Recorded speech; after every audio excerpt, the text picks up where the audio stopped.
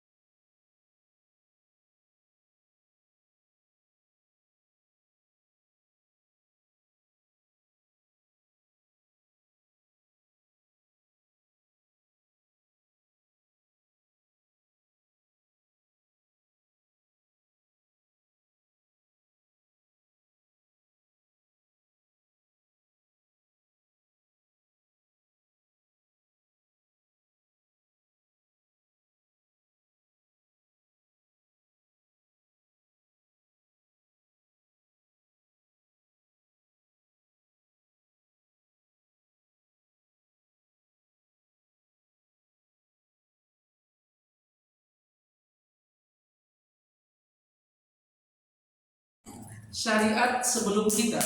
Syar'un man qablana. Baterainya habis. Iya, Ustaz, kayaknya udah rusak ituannya. Minta ganti. Iya, minta diganti. Syar'un man qablana pernah dengar Ibu? Masih ingat Ibu? Atau belum nyampe? Apa itu syar'un man qablana? Syariat umat sebelum kita. Misal, di dalam syariat Nabi Musa itu menikah dengan mahar berupa jasa.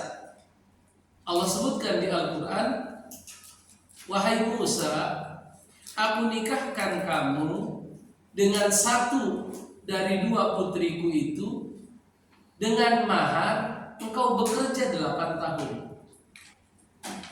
Bekerja 8 tahun. Fa'in atmamta asyran famin indi. Tapi kalau kamu sempurnakan jadi 10 tahun itu bagus.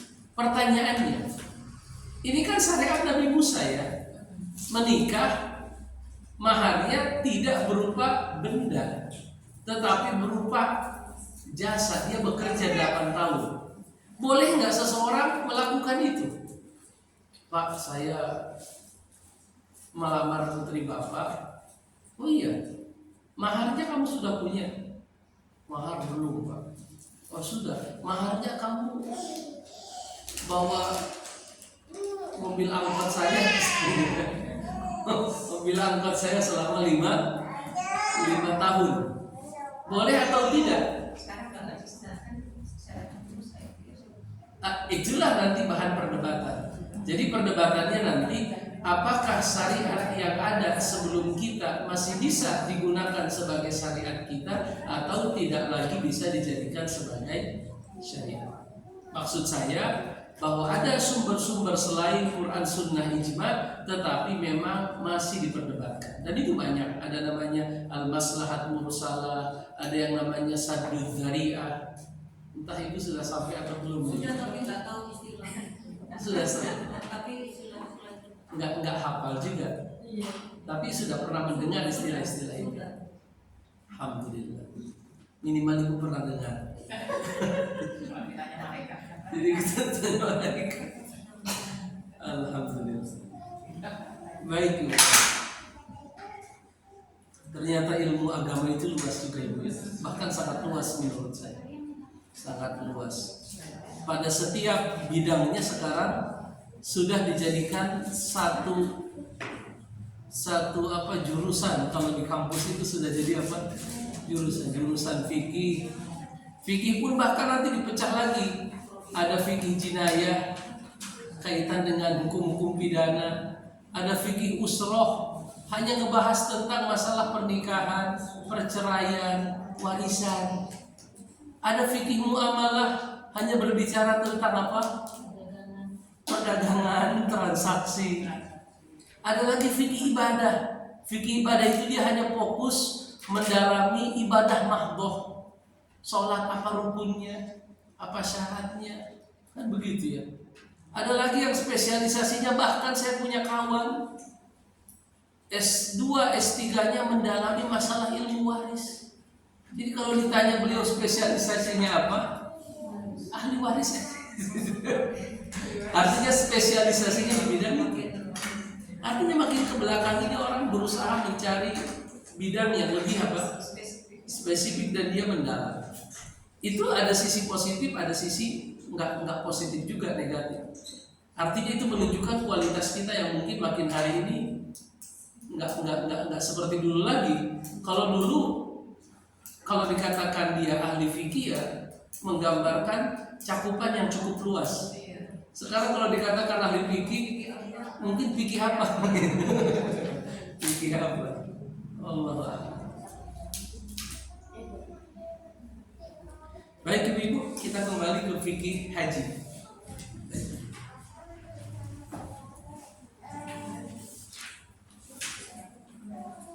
Haji sudah beres atau belum? Sudah sampai umroh kita ya?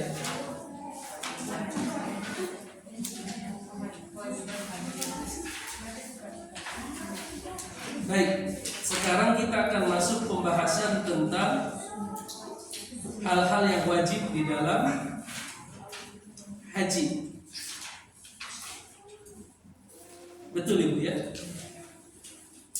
Sebelumnya sudah kita bahas syarat wajibnya haji ada 7.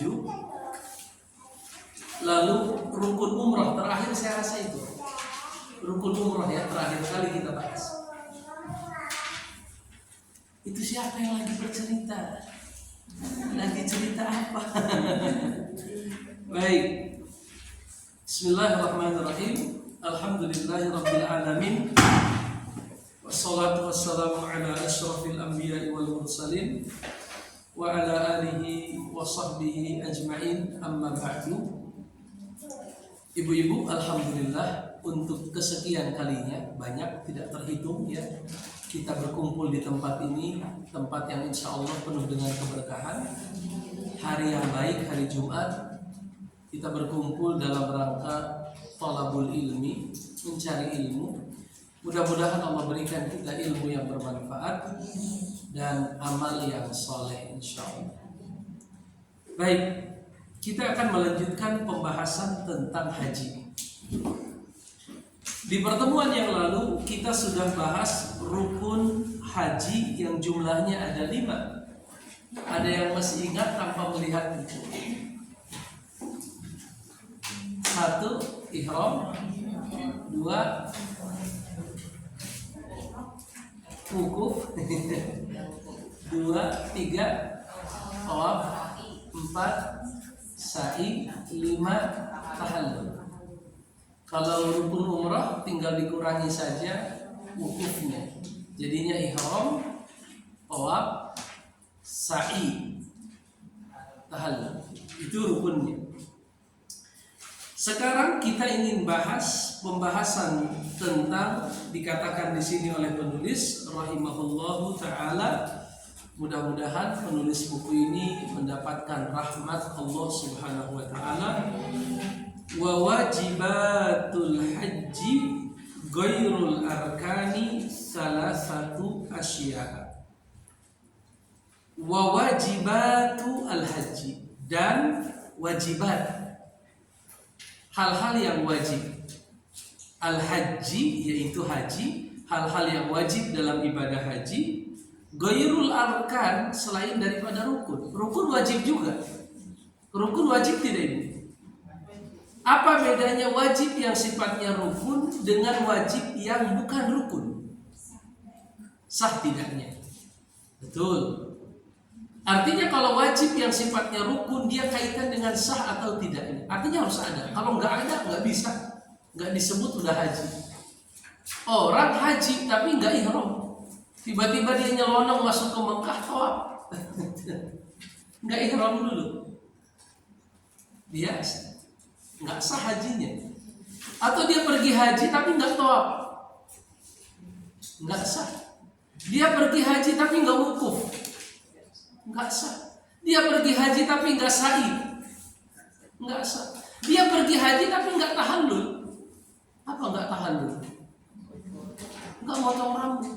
Pokoknya langsung aja dia ganti baju, pulang ke Indonesia.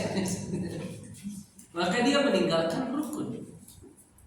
Adapun sesuatu yang wajib, seandainya pun ditinggalkan, wallahu a'lam bishawab, masih bisa diganti dengan yang namanya denda atau dam. Jelas ya? Beda antara wajib dengan rukun. Kalau sesuatu yang rukun itu harus dikerjakan. Kalau wajib mungkin saja tidak dikerjakan karena sebab tertentu, dan dia bisa menggantinya dengan denda atau dam. Dam itu apa itu artinya dam? Dam itu darah, diganti dengan darah. Damul haid, darah haid. Kenapa maksudnya darah? Karena pelanggaran itu mengharuskan seseorang menyembelih 1 ekor domba, maka disebut dam, darah.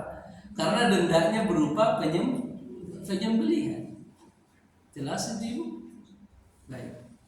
Hari ini saya lihat cukup lengkap pesertanya ya. Novi saya udah optimis, jadi pesimis lagi. Ini perlu gitu ya. Iya, Banyak. banyak. Bu Ratna saya lihat di status di Surabaya seperti itu. Iya, anaknya kan di Surabaya semua. Oh begitu, kuliah. Kuliah di Surabaya semua. Di ITS. PS sama Kalau Bu Dia kabarnya lagi mana? Udah pada jenguk? Sudah ini lagi. Melancarkan jalan nggak pergi. Tapi komunikasi bagus. Biasanya Alhamdulillah. kan udah ngajar. Udah boleh saja. Kemarin saya ke rumahnya udah masih Pak. Alhamdulillah. Jalan sendiri udah Tapi memang stroke ringan. Iya, gejala. gejala aja. Gejala aja, baru gejala. Ya. Alhamdulillah. Saya lihat Ustaz Azizan juga sampai periksa.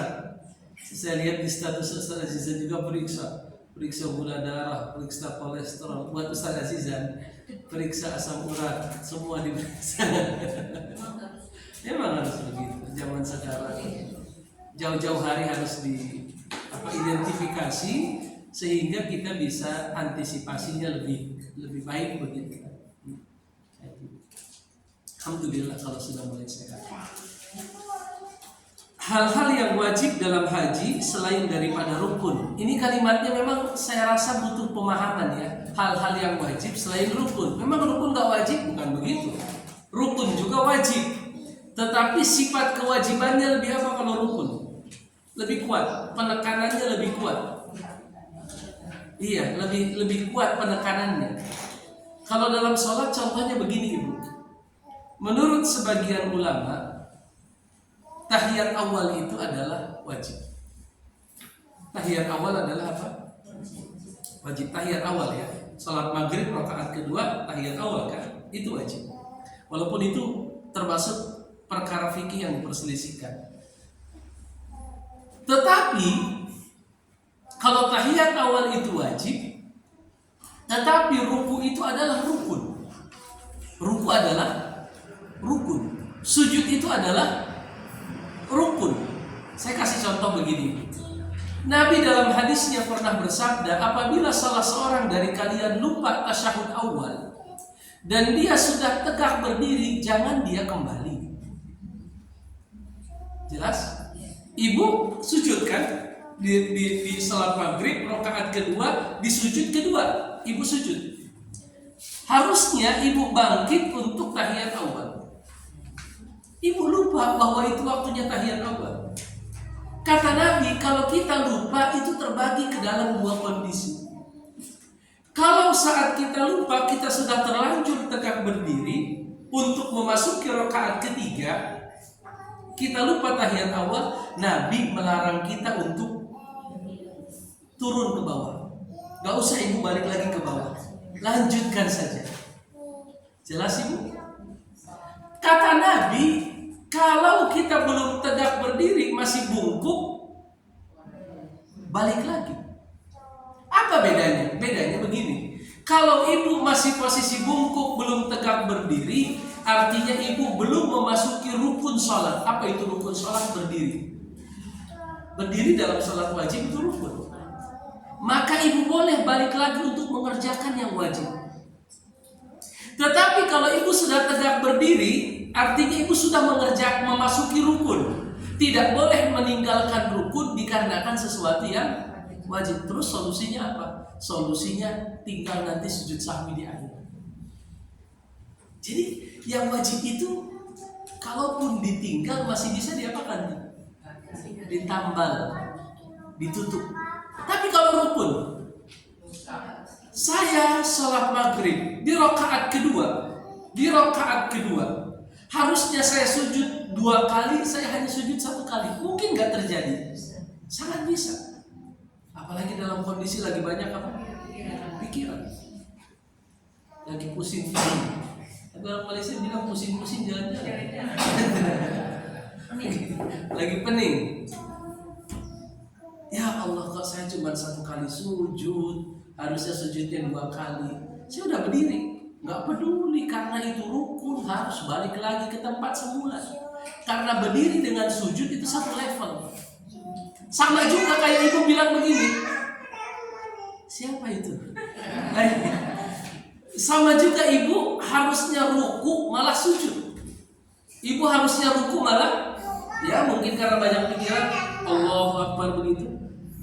Pas ibu sujud subhanallah ibu yakin, ya Allah, saya belum ruku. Mau tidak mau ibu harus apa? Bangkit untuk ruku. Bisa nggak ibu dalam hati bilang begini? Saya tadi lupa ruku. Udah deh, nggak masalah. Nanti tinggal diganti sujud sahwi. Bisa nggak? Nggak bisa. Itulah gambaran antara rukun dengan wajib.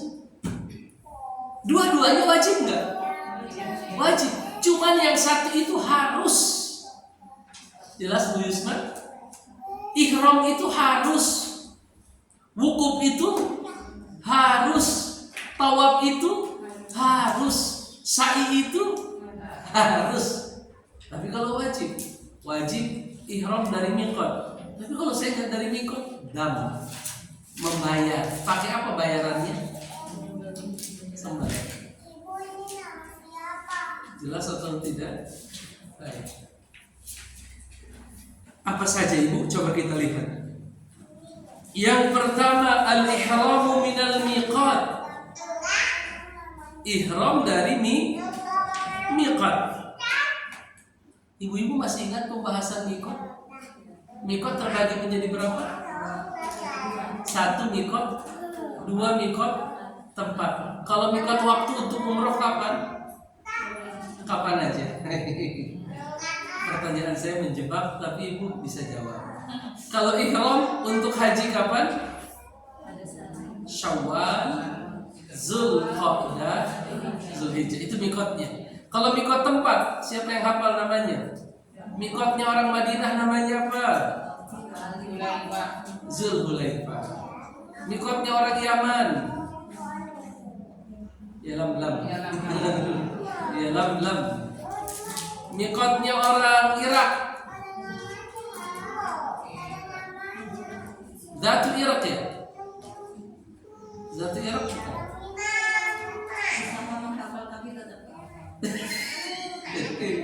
Tapi ibu sudah berusaha.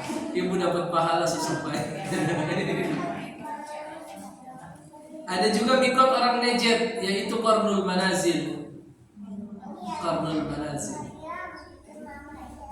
Jadi kalau ibu sekarang melihat di Saudi banyak miqat, itu bukan perpres atau perpu atau peraturan raja, enggak. Itu sudah terjadi sejak 14 abad yang lalu. Nabi yang ngasih tahu, kalau kamu mau haji umroh, orang Mekah, orang Madinah di situ ya, orang Syam di situ ya, Dzulhulaifah, ada yang Juhfah dan lain sebagainya. Itu pada jaraknya beda-beda.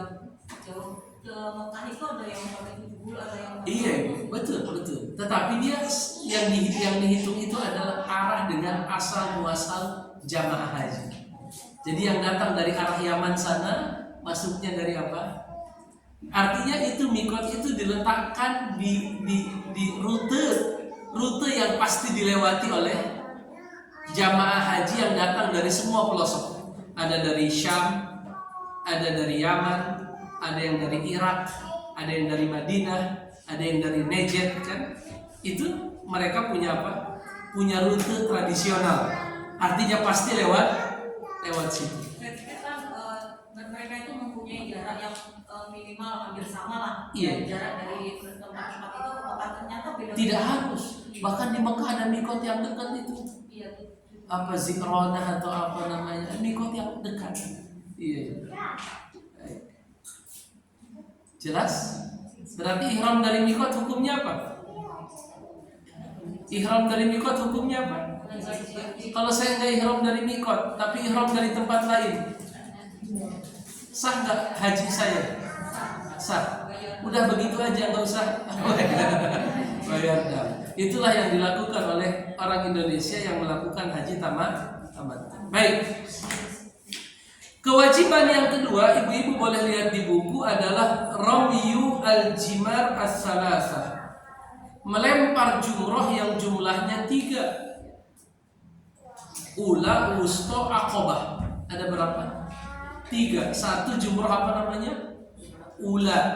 Yang kedua wusto. Yang satu lagi apa? Aqabah.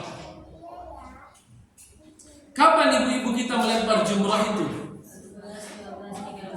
Atau biasa kita sebut dengan hari tasyrik. Ibu Yusma boleh membantu untuk membacakan penjelasannya. Boleh dari Mikot silakan. Mikot adalah tempat yang ditentukan oleh Rasulullah SAW bagi penduduk setiap wilayah untuk memulai ihram sebelum melewatinya jika mereka sengaja datang ke Mekah Baik. untuk haji dan umrah. Baik. Bukhari Muslim meriwayatkan dari Ibnu Abbas, dia berkata Rasulullah SAW menentukan Zulhulaifah untuk mikot penduduk Madinah. Iya, Zulhulaifah untuk Madinah. Lalu Juhfah untuk penduduk Syam. Juhfah untuk Syam. Qarnul Munazir untuk penduduk Najd dan Yalamlam untuk penduduk Yaman. penduduk Yaman. Semua itu untuk masing-masing mereka dan bagi orang yang datang dari wilayah-wilayah tersebut namun bukan penduduknya. Iya, kita bukan orang Yaman, tapi karena kita datangnya dari arah Yaman, maka kita Yalamlam. Kecuali kalau pesawat kita landingnya atau turunnya di Madinah, maka kita ngambil Zulhulaifah atau sekarang disebut Bir Ali. Bir apa artinya, Bu? Bir atau bar? Sumur Ali. Di situ ada sumur namanya Sumur Ali, maka disebut apa? Sumur. Kalau saya nggak salah artinya sumur. Ya, Sumur Ali. Bi'r, jadi bi'r. Lanjut, Ibu. Jika memang dia ingin menunaikan haji dan umroh, barang siapa bukan penduduk tempat-tempat itu, maka tempat iklarnya, ihramnya sesuai dengan penduduknya. Begitu juga dengan penduduk Mekah, mereka berhilar darinya. Darinya maksudnya dari rumah mereka. Kalau tinggal di Mekah mah enak, nggak usah cari mikot karena rumah mereka adalah Mekah. Lanjut. Ihram adalah membaca talbiyah dengan keras ketika ihram. Iya, labbaik Allahumma labbaik. Lanjut. Bukhari meriwayatkan dari Ibnu Umar, dia berkata, tatkala kedua kota Basrah dan Kufah ini ditaklukkan, orang-orang mendatangi Umar dan berkata, wahai Amirul Mukminin, sesungguhnya Rasulullah SAW telah menentukan untuk penduduk Najd tempat ihramnya di Qarn, sedangkan ia jauh dari jalan kami. Jika kami ingin menuju Qarn, maka itu sulit bagi kami. Umar berkata, lihatlah pambasannya dengan jalan kalian. Kemudian Umar menetapkan untuk mereka Zatul Iraq itu yang tadi saya bilang ya. Jadi ada 4 yang ditentukan oleh Nabi, 1 ditentukan oleh Umar. Boleh nggak Umar menentukan begitu? Boleh nggak? 4 kan sama Nabi. Ada Zulhulaifah, ada Juhfah, ada Yalamlam, ada Qarnul Manazil. Itu ditentukan oleh Nabi 4. Umar nambahin 1 lagi, Zatul Iraq. Boleh nggak? Boleh. Alaikum bisunnati wa sunnatil khulafai ar-rasyidin. Berpegang teguhlah kalian dengan sunnahku dan sunnahnya para khulafa'u ar-rasyidin. Dan Umar itu menarik garis lurus dari Qarnul Manazil. Jadi orang-orang Basrah bilang, kalau kami harus ke Qarnul Manazil, itu jaraknya jauh, sulit. Bisa nggak dibikinin mikot untuk kami? Maka Umar tarik garis lurus sehingga beliau putuskan bahwa untuk orang Basrah itu adalah apa? Zatul Iraq. Basrah sekarang ya Irak ya, negeri Irak. Basrah itu salah satu kota besar yang ada di Irak. Baik. Lanjut. Maksud penetapan untuk mereka adalah asal di atas adalah menetapkan mikot untuk mereka berdasarkan istilah Umar. Iya, dan saat itu ketika Umar menetapkan Zatul Iraq sebagai mikot, tidak ada satu sahabat pun yang mengingkari perbuatan itu. Lanjut. Artinya itu adalah sesuatu yang sifatnya ijma'. Lanjut. Tempat-tempat yang disebutkan dalam hadis-hadis itu dikenal oleh para pelaksana haji dengan perantara para penduduknya atau dengan perantara lainnya. Barangkali tempat-tempat itu dinamakan dengan nama-nama lain. Artinya kalau sekarang sudah banyak berubah nama-nama. Baik.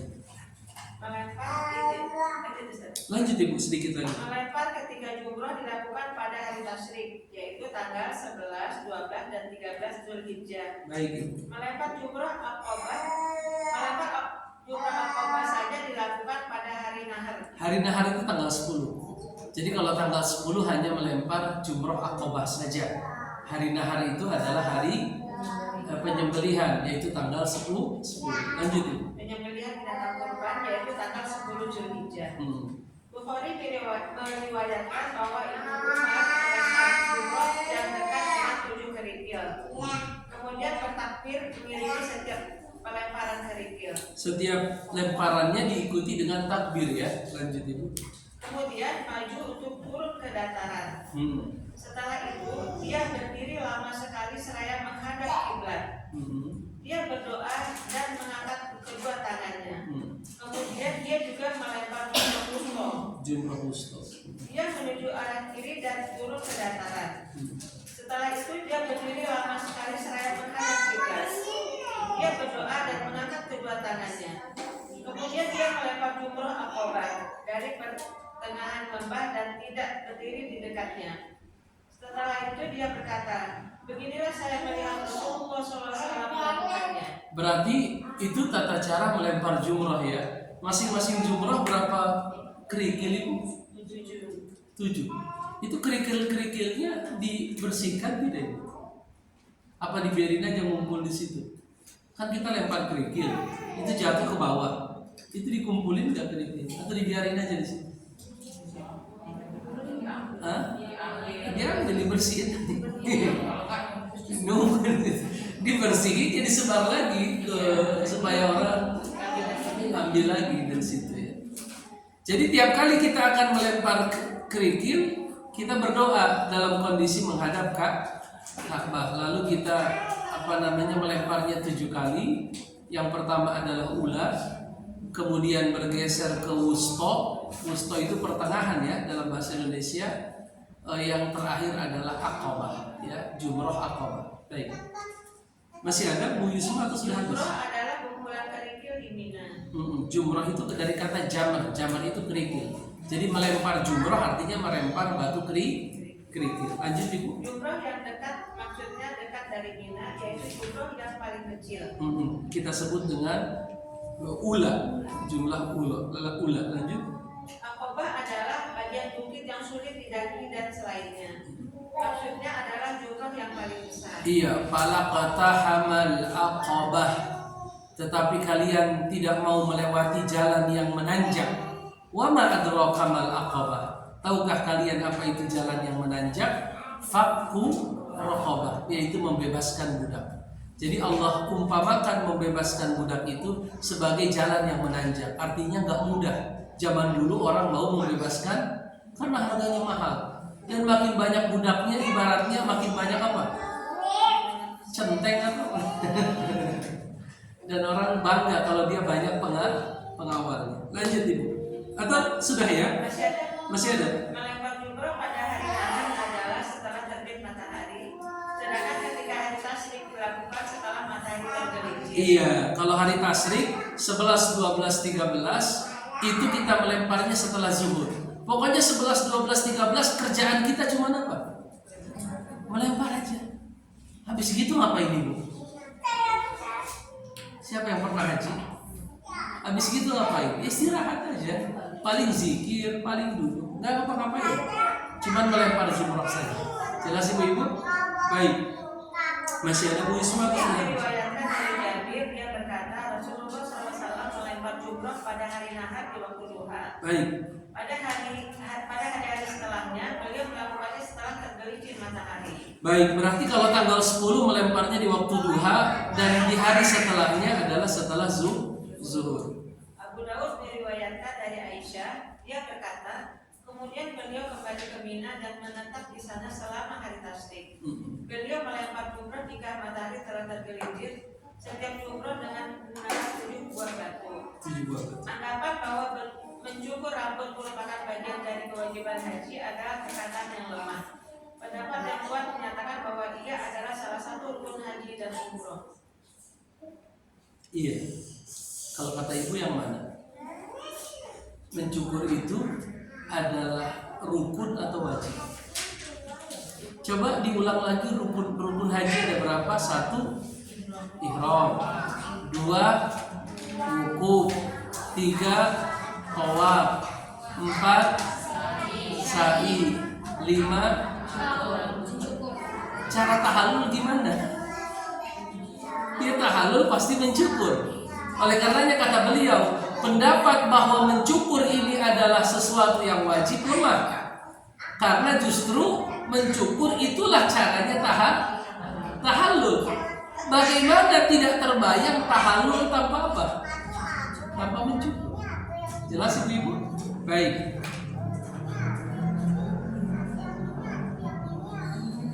Tiga kali. Kamu lagi ngitung apaan sih, sibuk banget?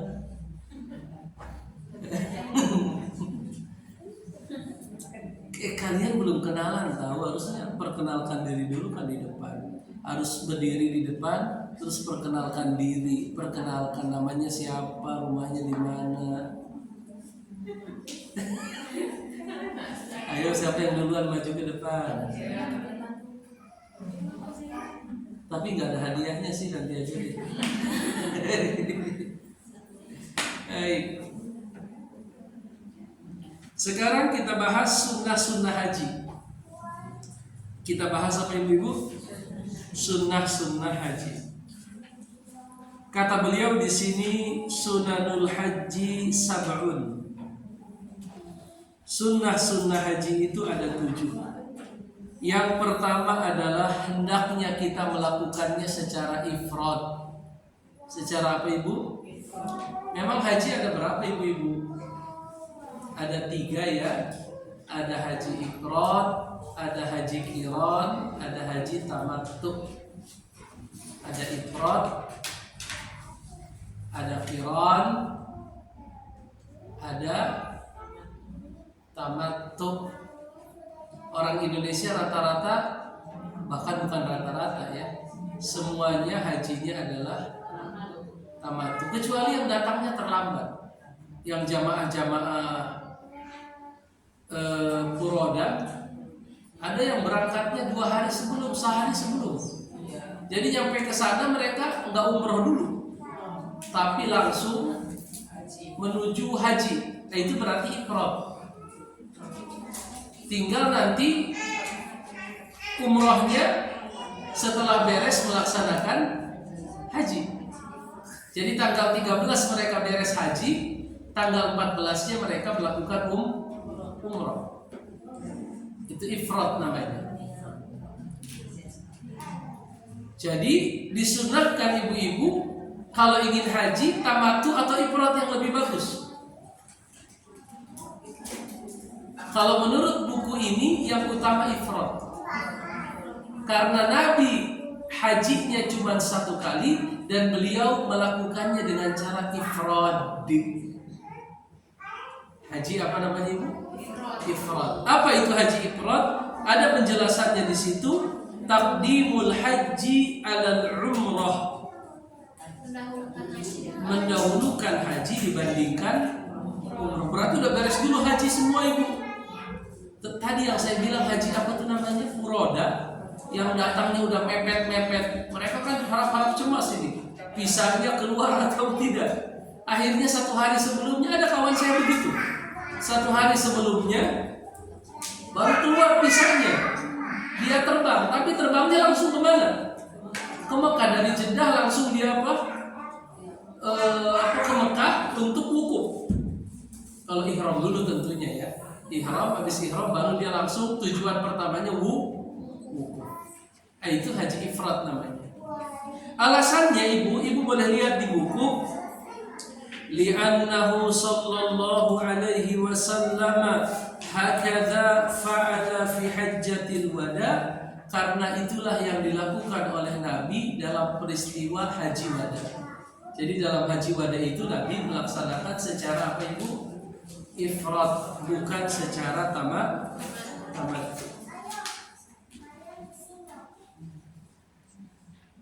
Kalau haji ifrad pakai dam nggak? Pakai dam nggak haji ifrad? Ifrad. Tamat tuh ada damnya. tamattu ada damnya. Karena ketika dia akan haji, ihramnya dari Mekah bukan dari miqat. Kena dam. Haji qiran kena dam enggak? Kena. Karena dia menggabungkan sekaligus haji dan umroh. Jadi ada yang ditinggalkan, yaitu miqat.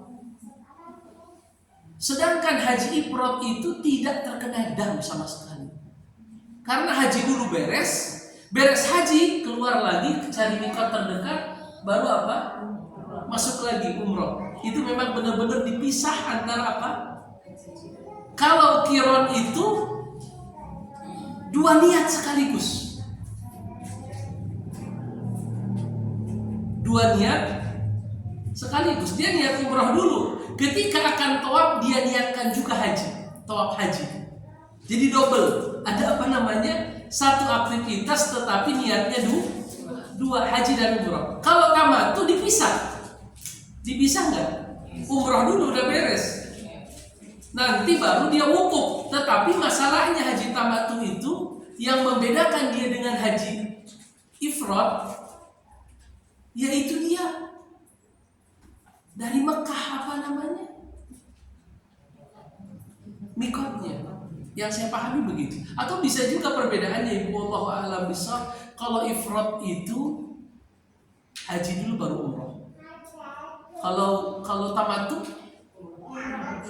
umrah dulu baru haji. Umrah dulu baru haji.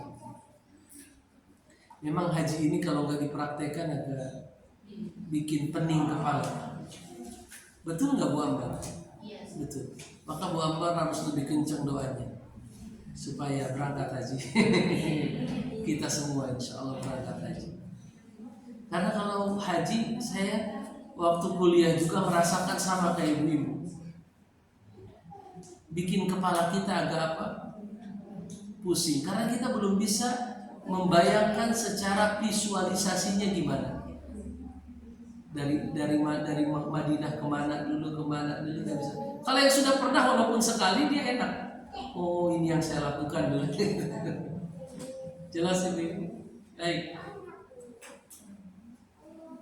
Sunnah yang kedua apa Ibu? Talbiyah.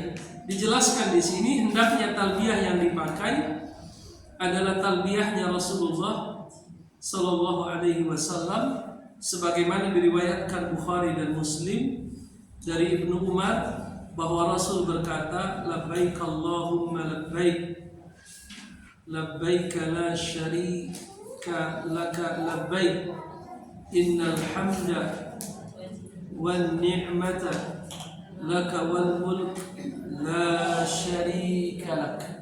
Itu kita disunnahkan kalau sudah ihram memperbanyak membaca apa Ibu? Talbiyah. Sunnah yang ketiga adalah tawaful qudum. Apa itu tawaf qudum? Tawaf kedatangan. Tawaf qudum itu artinya tawaf kedatangan. Jadi kalau kita datang ke Mekah, yang pertama kali kita lakukan adalah tawaf qudum. Kalau tawaf haji namanya bukan qudum, ifadah. Tawaf ifadah. Jadi kalau tawaf yang rukun itu tawaf ifadah. Kalau tawaf yang sunnah itu tawaf apa? Qudum.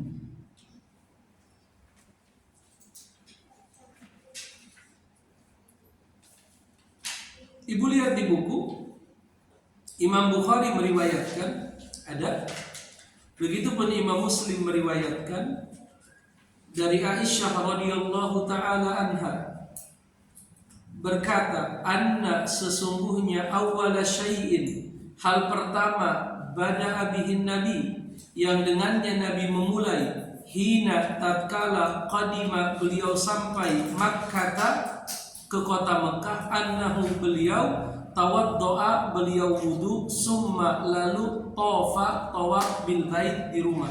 Maksudnya di rumah ini maksudnya di sekitar Ka'bah.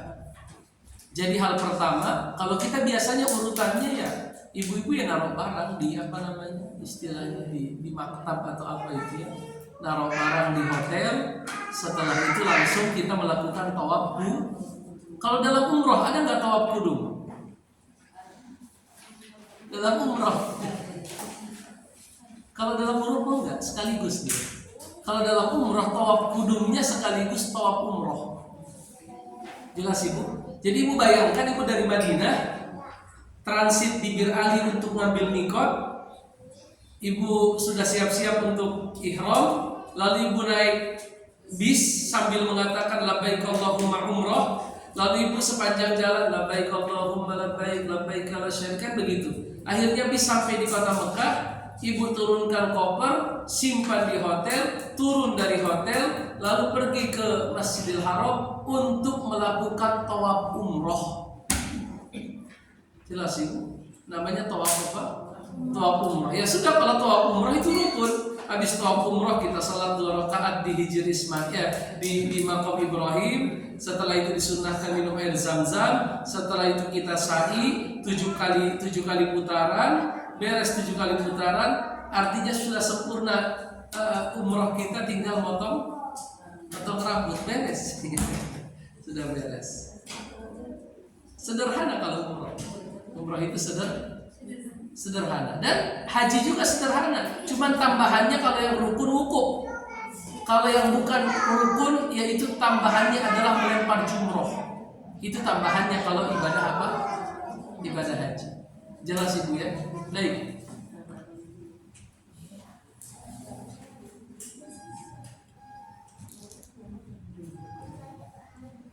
Yang keempat ibu, ketiga keempat ini. Keempat, mabit di Muzdalifah. Mabit di Muzdalifah. Boleh dibacakan Ibu Yusma? Dasar mabit di Muzdalifah adalah hadis yang diriwayatkan oleh Muslim dari Jabir. Nabi SAW mendatangi Muzdalifah, kemudian mengerjakan sholat maghrib dan isya serta berbaring sampai terbit fajar dan menunaikan sholat subuh. Anggapan bahwa mabit di Muzdalifah adalah sunnah merupakan pendapat yang lemah. Pendapat yang paling jelas adalah dan kuat menyatakan bahwa hal ini wajib. Imam Nawawi menyatakan sahih dalam Syarah Al-Muhadzab. Menurutnya pendapat yang sahih adalah mabit di Muzdalifah dikerjakan sejenak pada bagian kedua malam. Artinya nggak harus menginap di sepanjang malam, tapi mampir walaupun hanya beberapa saat. Dan itu hukumnya bukan sunnah kalau menurut mazhab Imam Syafi'i, tetapi hukum yang benar dia adalah bersifat apa? Wajib, yaitu mabit di tempat yang namanya apa ibu? Muzdalifah. Itu kapan ibu mabit di Muzdalifah itu? Habis tawaf ya? Iya, habis tawaf. Mohon maaf, habis wukuf ya. Kan wukuf dulu, baru bergerak ke Mina. Mampir dulu ke Muzdalifah. Mina dulu atau Muzdalifah dulu? Mina dulu. Melempar jumrah itu di Mina. Ngambil batunya di Muzdalifah. Begitu. Ngambil kerikilnya di Muzdalifah. Tetapi melempar jumrahnya di mana? Di Mina. Berarti itu setelah wukuf ya. Setelah wukuf. Ibu setahun berapa pergi haji? Oh, masih lengkap ya, masih ingat. Ibu Siti Rohmi tahun berapa? 2004, lebih jauh lagi. Masya Allah. Apa ibu nggak ada? Hah? Itu saya belum tahu ibu. Saya belum tahu. Saya pernah umroh tapi saya juga belum pernah haji. Jadi kita membicarakan sesuatu yang masih apa? Teori, sering baca. Tapi kalau nggak dipraktekkan tetap saja selalu menjadi minat jadi. Mungkin saja minat jadi dia minat baru. Iya. Sempit tadinya ibu ya. Mina itu kan tempat melempar jumroh. Di Mina itulah perkemahan itu ya. Dari perkemahan ke jumroh jauh atau dekat? Jauh ya, lumayan. 7 kilo. 7 kilo, lumayan. Fisiknya harus sehat. Baik. Boleh dilanjutkan Ibu Yusma? Bukhari meriwayatkan dari Ibnu Umar, dia berkata Rasulullah SAW datang, kemudian melakukan tawaf di Baitullah sebanyak 7 kali, kemudian sholat 2 rakaat di belakang makom. Itu yang sudah sering kita ulang-ulang, bahwa setelah kita tawaf itu disunnahkan sholat 2 kali di belakang makom Ibrahim kalau memungkinkan. Kalau tidak memungkinkan, di mana saja di dalam Masjidil Haram. Kalau memungkinkan di belakang makom Ibrahim. Itu ada ayat Al-Qur'annya ya. Wattakhidu mim maqami Ibrahim musalla. Jadikanlah makom Ibrahim sebagai tempat sholat. Baik, lanjut Ibu. Masjid di Mina termasuk sunnah haji, sebab Nabi SAW bermalam di Mina. Imam Nawawi berkata, hadis tentang mabitnya bermalamnya Rasulullah SAW di Mina selama malam-malam tasyrik adalah sahih dan masyhur. Anggapan bahwa mabit di Mina adalah sunnah merupakan pendapat yang lemah. Menurut pendapat yang kuat, mabit di Mina adalah wajib. Dasarnya adalah hadis yang diriwayatkan oleh Bukhari dan Muslim dari Ibnu Umar. Dia berkata, Al-Abbas bin Abdul Muthalib meminta izin kepada Rasulullah SAW untuk mabit di Mekah selama malam-malam dilakukannya mabit di Mina agar dia bisa memberi minum, maka beliau mengizinkannya. Artinya kalau seandainya itu sunnah, nggak perlu Al-Abbas minta izin ke Nabi, tetapi Al-Abbas minta izin untuk tidak mabit di Mina. Artinya itu sesuatu yang wajib menurut pendapat yang paling kuat. Berarti dari 7 yang sunnah ini sudah 2 yang dikoreksi. 1 mabit di Muzdalifah, menurut penulis kitabnya itu sunnah, tapi pendapat yang paling kuat dia wajib. Begitupun mabit di Mina, menurut pendapat penulis kitab ini sunnah, dan pendapat yang lebih kuat dia adalah apa? Wajib. Lanjut Ibu. Hadis ini menunjukkan bahwa tidak boleh meninggalkan mabit di Mina bagi orang yang tidak memiliki uzur. Iya, Al-Abbas minta izin tidak mabit di Mina karena beliau memang ditugaskan oleh Nabi untuk memberi minum orang yang haji. Berarti yang nggak punya uzur, dia nggak boleh meninggalkan mabit di Mina. Lanjut Ibu. Syarat mabit di Mina adalah seseorang berada di sana pada sebagian besar malam. Baik. Menurut pendapat yang paling jelas, hukum tawaf wada adalah wajib. Berarti sudah 3 ini yang dikoreksi oleh beliau. Ya, 1 mabit di Muzdalifah dianggap sunnah sebenarnya wajib. Mabit di Mina dianggap sunnah sebenarnya wajib. Yang ketiga, tawaf wada, tawaf perpisahan. Kalau menurut beliau itu sunnah, tapi menurut yang menjelaskan buku ini Profesor Dr. Mustafa Dik, pendapat yang paling kuat itu bukan sunnah tapi wajib. Tolong dibaca penjelasannya.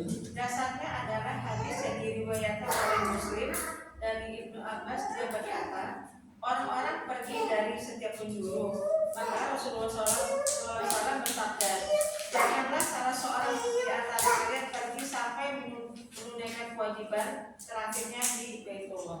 Artinya janganlah salah seorang dari kalian pulang ke kampung halamannya sampai dia tawaf dulu. Dan ini sifatnya larangan, dan larangan hukum asalnya haram. Ya haram, maksudnya haram ditinggalkan berarti wajib dikerjakan. Jelas tidak Ibu? Haji wada, wada artinya apa? Perpisahan. Kalau tawaf wada berarti tawaf perpisahan. Sebelum kita pulang ke tanah air itu kita tawaf wada. Wada itu adalah perpisahan. Baik, sebelum dilanjutkan ada pertanyaan Ibu. Bu Yayu dari tadi mau bertanya, silakan Bu Yayu.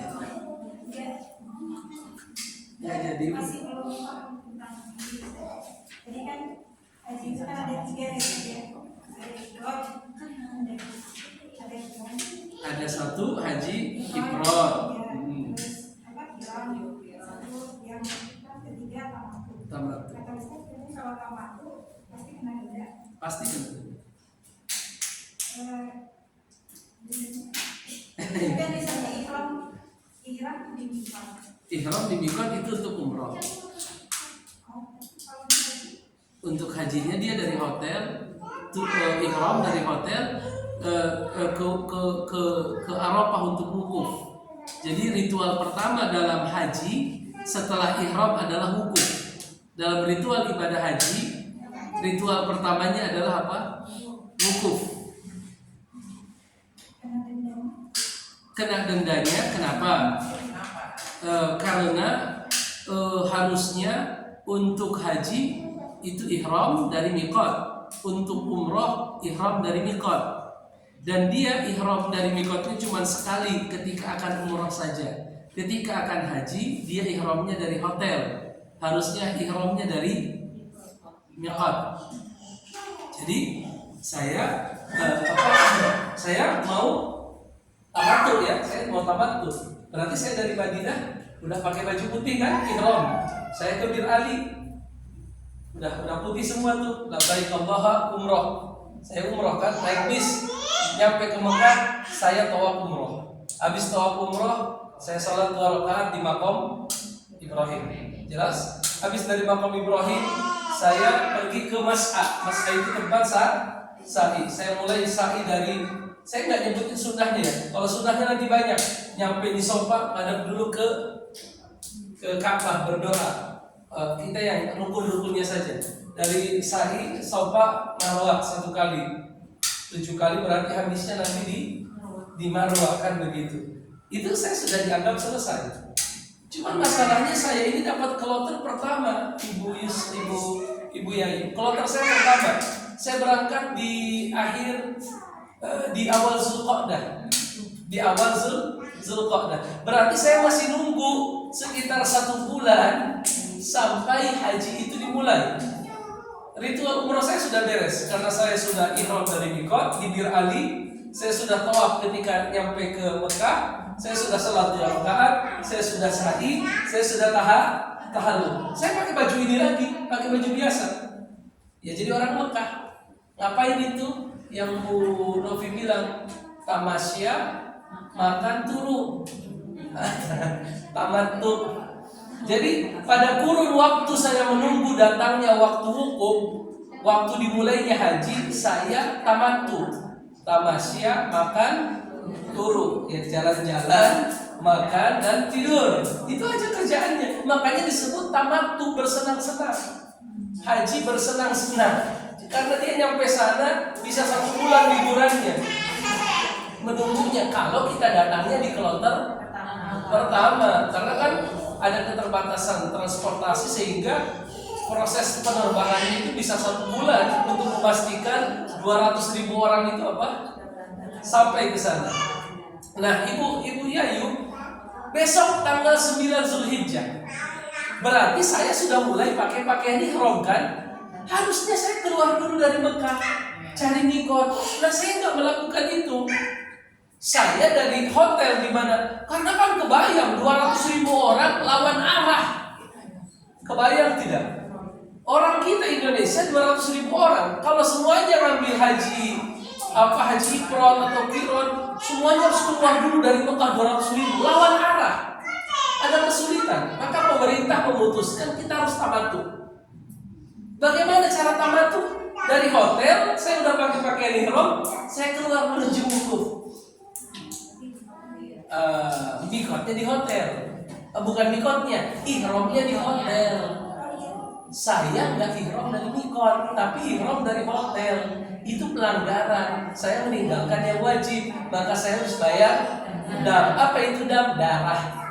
Maka Allah bilang di Quran, "Faman tamatta'a bil umrati ilal hajj famastaysara minal hadyi." Itu ayat Al-Qur'an.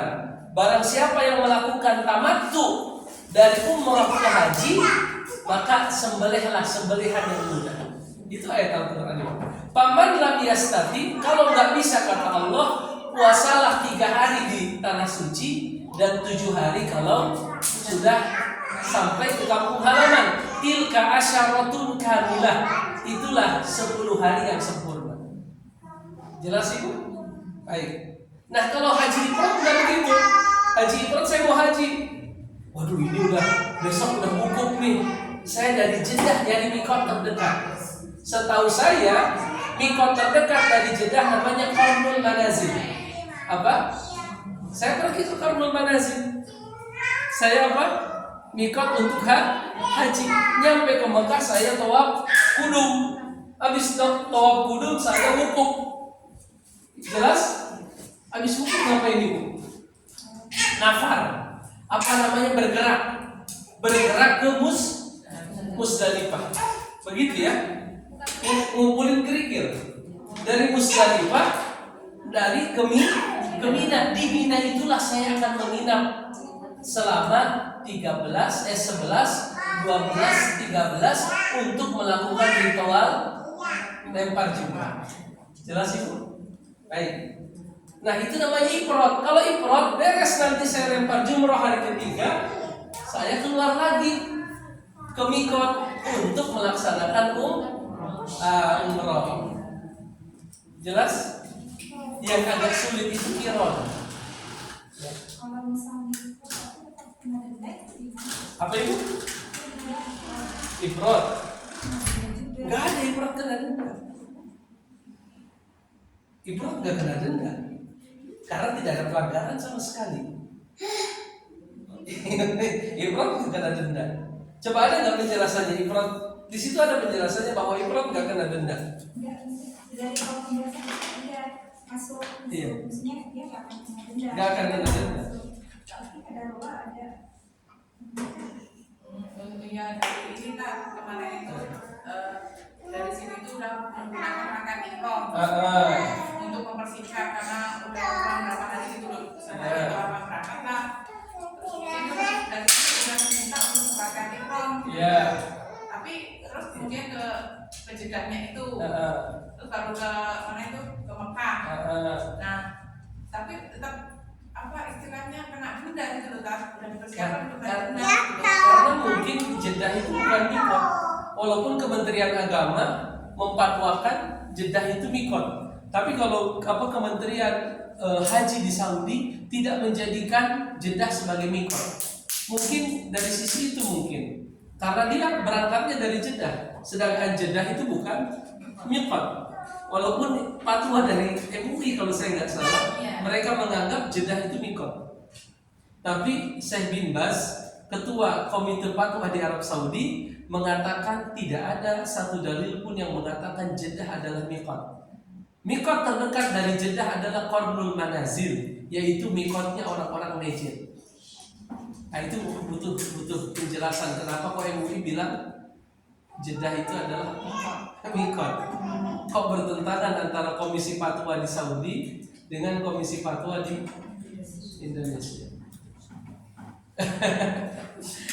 Supaya nggak pusing Bu Novi, kita doakan biar berangkat. Karena kalau belum berangkat, kepusingan itu akan selalu ada. Tapi kalau sudah berangkat nanti kan begini ya, begini ya, begini. Baik. Ada pertanyaan lagi Ibu?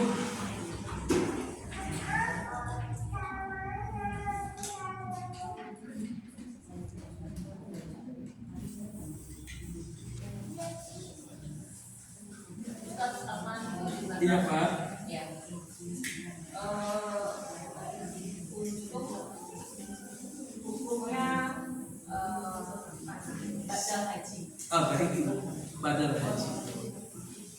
Apa hukumnya? Hukumnya diperbolehkan dalam syariat, apalagi bagi orang yang sudah mendaftar lalu menjelang detik-detik keberangkatan meninggal. Ya, sebulan sebelum dia berangkat stroke, sakit, meninggal, badal haji. Tetapi kan dalam pemahaman yang sudah kita ketahui bersama, badal haji itu dilakukan oleh orang yang sudah pernah haji kan. Kalau belum pernah haji nggak bisa dia membadalkan. Nanti jadinya haji buat dia, bukan haji buat badal. Jadi Orang lain nggak boleh. nggak ada masalah. Dengan syarat yang membadalkan sudah pernah haji. Kalau sekarang ibu hati-hati, ibu membadalkan haji disuruh bayar 7 juta, 6 juta, 8 juta. Karena biaya visa haji yang di dalam Saudi saja, bukan ya mahasiswa Indonesia yang mau dapat bukan visa, namanya tasrih. Tasrih itu artinya izin masuk ke Mekah di musim haji. Itu nilainya saya dengar dari kawan sudah sekitar 10 juta. Jadi nggak logis bayar izin masuk ke Mekah ini 10 juta bagi orang yang sudah di dalam Saudi, yang lagi di Saudi ya, mahasiswa. Itu 10 juta, kita bayar cuma 7 juta. Kadang ada beberapa orang membisniskannya. Jadi satu orang menghajikan 10 orang. Nggak bisa satu orang menghajikan, membadalkan 10 orang. Satu orang membadalkan 1. Jelas Ibu? Oleh karenanya harus dicari yang benar-benar amanah. Saya punya kawan-kawan yang kalau Ibu nanti satu waktu butuh untuk badal haji, saya bisa rekomendasikan kawan-kawan yang memang lagi kuliah di sana, lagi kuliah di Mekah atau lagi kuliah di Madinah, itu bisa. Jelas Ibu? Menawarkan itu mutawif Ustaz. Mutawif. Yang ada di sana. Iya, yang ada di sana ya. Yang Dan memang ada sertifikatnya. kalau itu kan terjamin. Kadang sebagian orang nggak takut sama Allah, dia takut miskin. Sebagian orang nggak takut sama Allah, artinya dia memang benar-benar menjadikannya semacam bisnis. Kalau seandainya Ibu kenal orang yang amanah, bersertifikat, dia mengerjakan sesuai syariat, nggak ada masalah. Tapi berapa banyak orang-orang yang mohon maaf nggak takut sama Allah, udah tahu ini ibadah, dia jadikan sebagai bisnis. Kalau sekedar bisnis orang bisa berangkat, bagus. Berapa banyak orang yang pada akhirnya nggak jadi berangkat dan lain sebagainya. Nggak jadi berangkat dalam tanda kutip penipuan ya, bukan nggak jadi berangkat karena regulasi dan lain sebagainya. Itu banyak juga yang begitu. Ini apa itu? Siapa? Bu Yayu lagi? Silakan Bu Yayu. Seingat saya sekitar 10 deh ya, kalau nggak salah ya. Seingat saya, beliau tinggal nggak jauh dari sini dan beliau ikut travel namanya Tifa Travel ya. Murah sekali. Kalau nggak salah, saya harus pastikan lagi. Karena biaya-biaya itu Iya, harus saya pastikan. Seingat saya 10. Sampai di grup kita pun debat itu teman-teman, Syekh kok antum bisa ngasih 10? Itu mekanismenya gimana? Terjadi diskusi juga. Tapi harus saya tanya dulu. Kalau saya nggak salah, dia pernah nawarin di grup alumni itu 10. Biasanya berapa Ibu? Sekarang saya nggak punya informasi. Saya cuma dengar di grup WA alumni Lipia. Karena dia selama ini dikenal orang yang aktif di bidang itu. Kalau nggak salah dia bilang sekitar 10. Tapi ya saya harus pastikan dulu. Kalau itu Ustaz, saya pernah badalkan untuk si orang tua. Jadi yang saya itu punya kenalan yang memang tinggal di sana. Betul. Memang begitu. Sekitar 10. Tapi kalau yang mahasiswa dari Kairo dan sebagainya itu sekitar 15-16. Oh, kalau yang dari luar Saudi. Nah, kalau kawan kita ini yang teman seangkatan saya di Libya, dia terkoneksi dengan mahasiswa di Madinah dan di Mekah. Jadi yang membadalkan di sana. Mahasiswa di sana. Jadi mereka yang ada komunitas mahasiswa yang sering jadi mutawif begitu. Apalagi kalau mahasiswanya kuliahnya di Ummul Qura, di Mekah ya, nggak usah kemana-mana, tinggal berangkat aja begitu. Cuman yang saya tahu mahasiswa Indonesia di Mekah nggak terlalu banyak, di Madinah banyak. Tapi kan kota di Saudi bukan hanya Madinah ya, ada Qasim, ada Buraidah banyak. Ayo. Ada pertanyaan lagi nih? Saya lihat hari ini seperti ada peserta baru. Ibu sepertinya baru ikut atau sudah pernah sebelumnya? sudah berapa 3 kali. 3 kali. Berarti saya saja yang nggak ngerti. Tinggal di mana ini? Saya tinggal di Cibubur City, Cibubur City. Dengan ibu siapa? Ibu Ningsi. Ibu Ningsi. Baik. Baik, salam kenal. Mudah-mudahan sehat, berkah, istiqomah. Ada pertanyaan lagi, Ibu?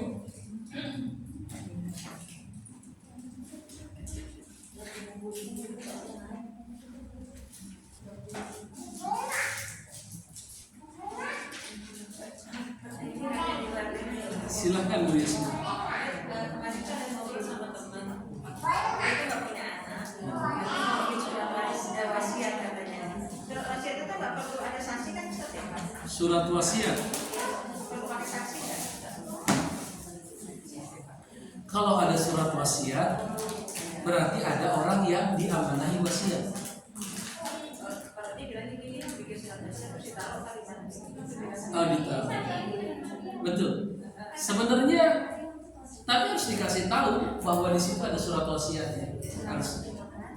Nggak ada masalah, asal dia menulisnya dalam kondisi sehat, dalam kondisi dia apa. Dan wasiat ini kan ada aturannya. Wasiat itu tidak boleh lebih dari 1/3 harta peninggalan. Jadi kalau harta dia 10 miliar misal, maka dia nggak boleh berwasiat lebih dari 3 miliar. Lalu 7 miliarnya kemana? Sedangkan beliau tidak memiliki keturunan misalnya. Itu bisa diberikan ke ahli waris yang lain. Memang ada ahli waris selain anak? Ada. Orang tua itu ahli waris. Orang tuanya sudah nggak ada, kakek neneknya itu ahli waris. Oh, nggak ada juga ke samping saudaranya. Saudaranya nggak ada. Mohon maaf sebelum ke saudara, ya saudara dulu deh. Ke saudara. Saudara kandung nggak ada, saudara seayah nggak ada, saudara seibu nggak ada, anak saudara, ponakan itu bisa dapat juga. Pengganti ayah siapa? Kalau nggak ada ayah kakek, kalau nggak ada kakek paman, ya Pak, pamannya udah nggak ada, anaknya paman. Jadi itu apa? Syariat sudah apa? Sudah mengatur sedemikian rupa. Artinya kalaupun mau wasiat boleh, tetapi menurut syariat wasiat itu as-suluth fas-sulutsu katsir. 1/3 saja, 1/3 juga sudah kebanyakan. Tapi tanda tangannya mungkin nggak boleh ada saksi gitu di surat wasiat itu nggak boleh. Kalau ada saksi lebih kuat. Nggak ada saksi lebih kuat. Ya, apalagi zaman sekarang potensi konflik selalu ada. Ya kalau ada saksi kuat. Kalaupun tidak ada, yang saya tahu bukan syarat. Kalau menghibahkan ke anak itu Menghibahkan ke anak selama adil nggak ada masalah. sebelum meninggal. Iya, selama adil. Adil dalam arti bahwa ibu punya 3 orang anak, masing-masing mendapatkan hibah yang sama. Itu nggak ada masalah. Nggak ada masalah. Sebelum meninggal ya menghibahkan lagi. Iya. Artinya ibu masih sehat, ibu kasih. Nanti kalau ibu kaitkan dengan kematian itu nggak boleh. Misalnya ibu nggak boleh nulis begini, saya berwasiat kalau saya nanti meninggal, si fulan kebagian ini, si fulan kebagian ini, itu nggak bisa. Kenapa nggak bisa? Karena ada hadis Nabi berkata, la wasiyata liwarithin. Tidak ada wasiat untuk ahli waris. Jelas tidak? Tetapi kalau itu sebenarnya bukan wasiat, cuma pemberitahuan saja, tetapi telah dibagi sesuai syariat, mungkin saja.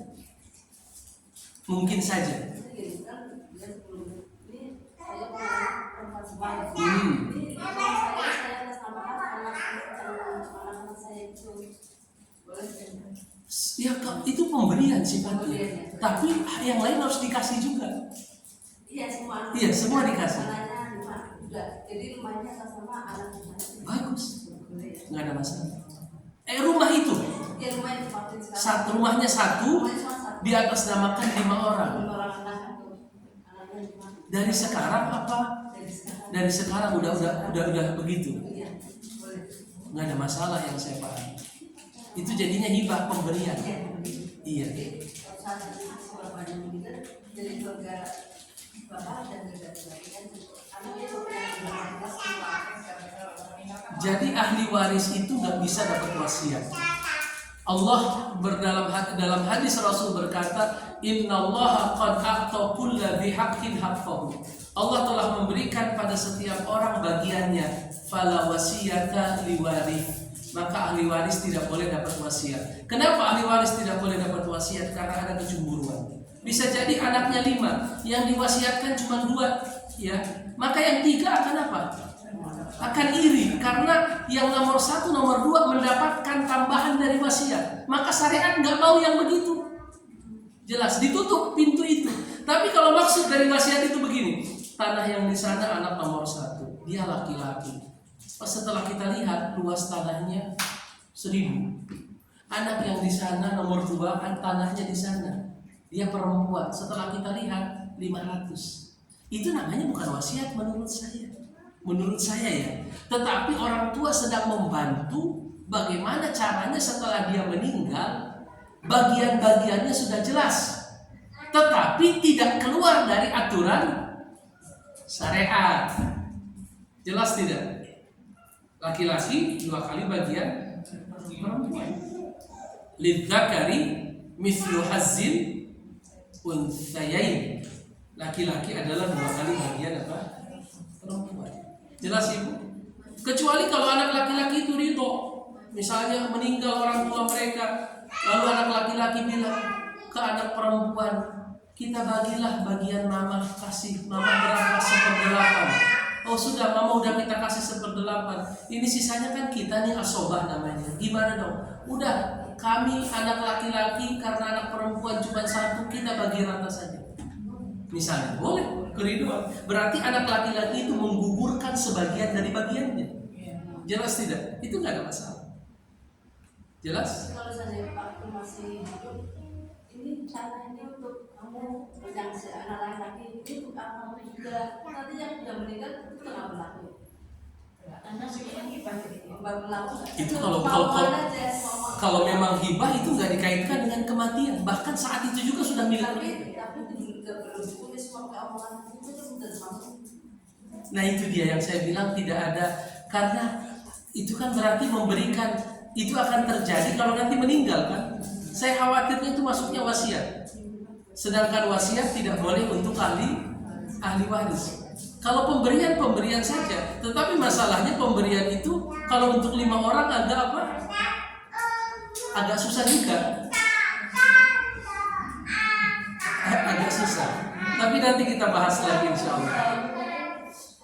Baik. Siapa yang menjawab? Subhanakallahumma wa bihamdika asyhadu an la ilaha illa anta astaghfiruka wa atubu ilaik. Ustaz kasih saya Ibu ya, sudah lewat 10 menit.